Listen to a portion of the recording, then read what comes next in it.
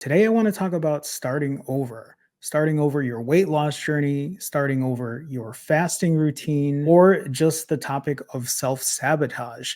Do you find yourself in the middle of a fast and then you realize that maybe it's too hard or you don't want to do it anymore? And then you end up going to the fridge or ordering food or doing something way worse like binging or getting out of control when it comes to your eating.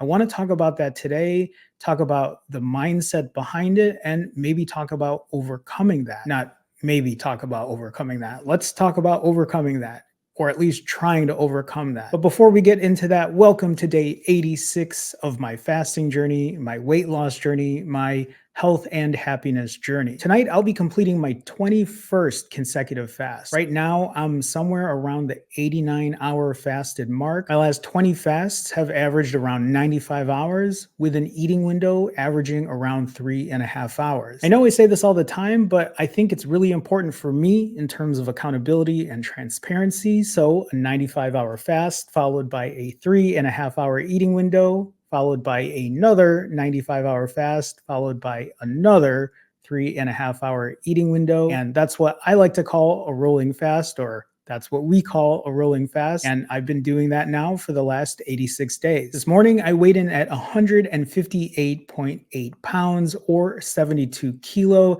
I actually wasn't sure if I was going to lose weight this fast. I feel like the numbers have really slowed down, but it looks like I still lost a little bit again, so I'll take it. This is now a total loss of 59 pounds or 26.8 kilo in 86 days, or just a little over 3 months. If we dig into the data, you'll notice my last 4 fasts, I've only been averaging a 0.9 pound drop. Compare that to my first 4 fasts where I was averaging a 4.5 pound drop. And those first 2 fasts that I did weren't even in the 90-hour mark. Do I have a little concern about what the weight on the scale says? Yeah, a little bit, but I'm trying to tell myself to trust the process, to keep continuing what I'm doing because I know that it works. I also know that I have been going to the gym a lot more, especially when it comes to lifting weights. So I know too, when I look at myself, my body composition looks a lot different. I feel like I am retaining the muscle, or hopefully even gaining a little muscle. I see it kind of in my shoulders, and just the overall look, I'm very happy with it. So I'm okay with where I'm at right now. And if it means just losing a little weight every single 90-hour fast, or a 65-hour fast, if I decide to start lowering it in the future, I'll be okay with that. This is a journey. This is a process. It's not always going to be perfect. And I need to keep reminding myself that it's going to be okay. So let's talk about starting over. Let's talk about the self-sabotage that might come along with starting over. When I talk about this, I'm trying to relate to the people who have tried to start a diet, tried to start their weight loss journey, tried to start a fast and not complete it. But what ends up happening is, in the middle of a fast, in the middle of their weight loss journey, they decide to just throw everything away and either go on a eating spree, if you want to call it, or worse, go on a binge. Today is January 30th. It's almost the end of the month in 2024. Were you that person that gave yourself a New Year's resolution to lose weight? If so, how has that been going? Or have you done what I just talked about? And I'm not talking about not hitting your goal weight. I'm not talking about breaking your fast early and being disappointed. I'm talking more about, did those things happen and then you just let what you were doing slide? Instead of picking yourself back up and starting over again, did you find yourself going into very unhealthy habits? Did you stop exercising altogether? Did you stop doing the things that you were supposed to be doing that are good and healthy for you? It is January 30th, 2024. But the real question is, if you did do this at the beginning of the year, is this the first time? Or did you do the same thing last year in 2023? Did you give yourself the same goals in 2022? I remember when I live streamed on New Year's, or it was around New Year's. No, I think I live streamed on New Year's. I said, let's make this the year that you don't keep starting over, that you don't put yourself in the situation where you do self-sabotage. Because imagine where you'd be today if you had just started initially what you planned. And I'm not talking about hitting that number on the scale. I'm not talking about completing your super long fast. That's not what I'm talking about. I'm talking about picking yourself back up and trying again. I'm talking about maybe not hitting those numbers, or maybe sometimes hitting those numbers, and still move forward, still move the needle forward. Where things don't go your way and you don't wait for tomorrow. You don't wait till Monday. You don't wait for your birthday to come. You don't wait for a special occasion, and after that occasion ends, then that's when you're going to start. Because we all know life is right now. Life is happening right now. Being healthy should be your number one priority. Because if you're not healthy, how are you going to do things in life optimally? And I know all of that sounds cliche. I know all of those things are like, well, I could do whatever I need to do right now.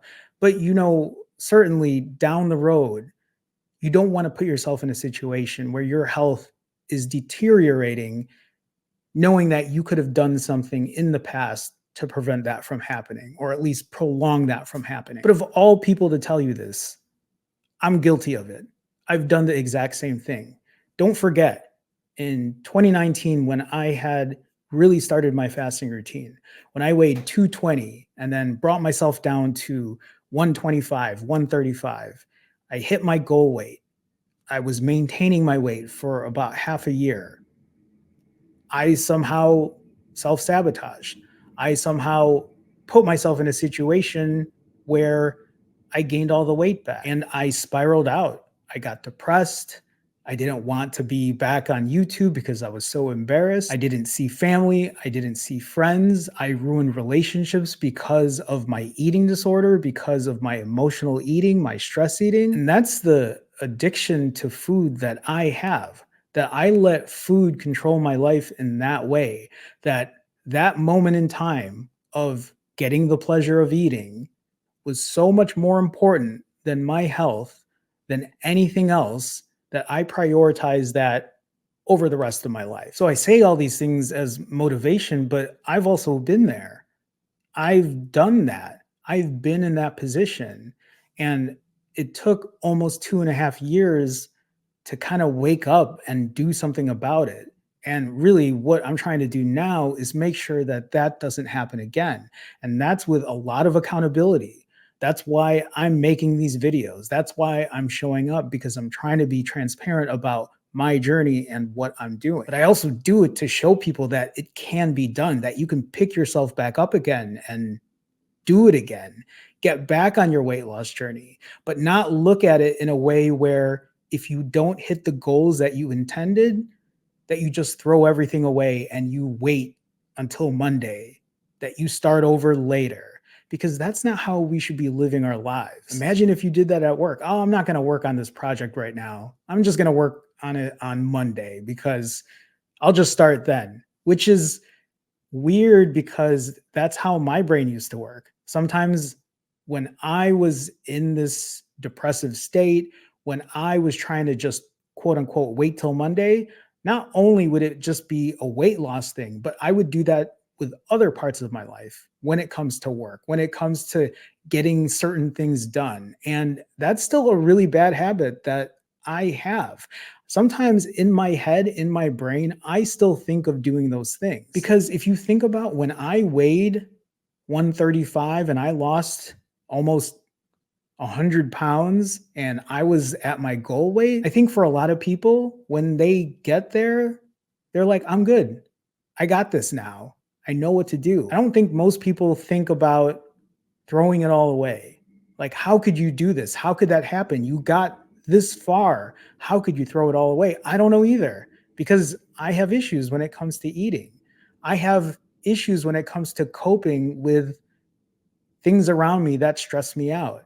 And I need to stop using food as a way to escape. This is something that I know a lot more today because of the therapy that I go through, the mentality I put myself in, the reminders that I give myself to know that I cannot use this as a way to solve my problems, as a way to escape, as a way to find pleasure momentarily, only to feel regret and shame and guilt the next day. That's like the worst feeling in the world, is feeling that. All that to say, it is emotional for me, but all that to say, I don't have an answer to fix it. I don't. This is something I struggle with all the time. I would be lying to you if I told you that on the days that I'm fasting, sometimes there's that little part in my head that tells me to go eat, that tells me to go binge. It's not what I want. It's not what I want my head to tell me, but it's something that happens.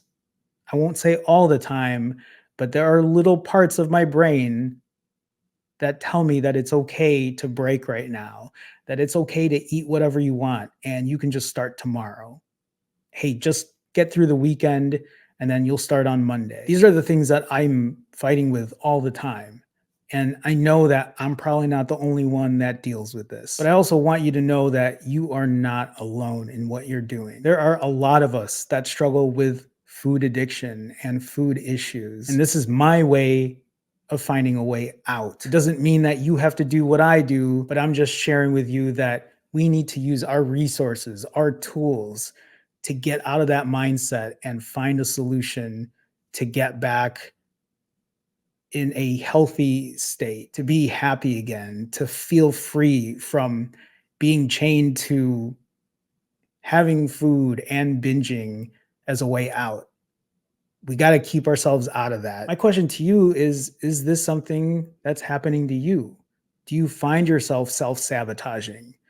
Do you find yourself waiting days after trying to start over again? And if it's not days, weeks, or eventually months, or someone like me, almost 2.5 years to get back on it. This is my way of saying, let's try to snap out of it now. Easier said than done. Trust me, I know. Easier said than done. But maybe it's time to show some accountability. Maybe it's time to speak up in the comments and be like, Jerome, this is exactly what I'm going through and I need to find a way out. And believe me, I read all the comments that come through. So please know that you're not alone, that there's somebody here doing the same thing, struggling with the same thing every day. And this isn't easy to talk about, but I want you to know that you are not alone. I'll see you guys soon.